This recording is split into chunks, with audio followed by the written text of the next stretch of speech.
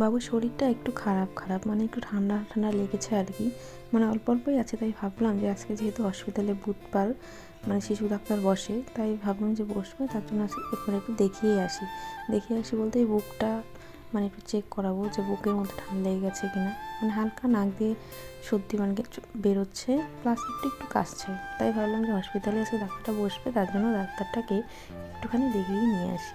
দেখো, হসপিটালের কথা ভেবে অনেকেই হয়তো বলবে যে হসপিটালে দেখাও। অ্যাকচুয়ালি আমি কিন্তু বাবুকে বেশিরভাগ মানে বেশি একটা ওষুধ খাওয়ানো পছন্দ করি না। আমি যতটুকু পারি মানে এই ঠান্ডা বলো কাশি বলো ঘরোয়া টিপসে মানে সারানোর চেষ্টা করি। কিন্তু একটু বেশি বাড়াবাড়ি হয়ে গেলে তখন আমাকে ভিজিট দিয়েও ডাক্তার দেখাতে হয়।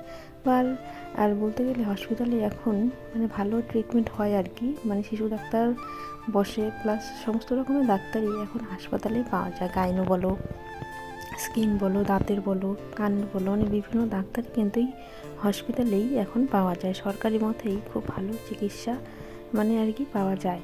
যাই হোক, হয়তো ধূপগুড়িতে মানে আমাদের মহকুমা হওয়ার পর থেকেই মানে সার্ভিস আর কি একটু ভালোই পাওয়া যাচ্ছে। তার জন্যই আর কি হসপিটালেই বেশিরভাগ মানুষ যায়। তোমার ভিড় থেকে হয়তো বুঝতেই পারছো। প্লিজ সরকারি বলে কেউ ইগনোর করো না, মানে সরকারি সুযোগ সুবিধা এখন কিন্তু সব জায়গায় মানে অনেকটাই বেশি। আর সরকারি মানে চিকিৎসা খুব একটা মানে খারাপ যে ব্যাপারটা সেরকমটা নয়, ওষুধ কিন্তু ভালোই দেয়। তোমরাও চাইলে হসপিটালে দেখাতে পারো।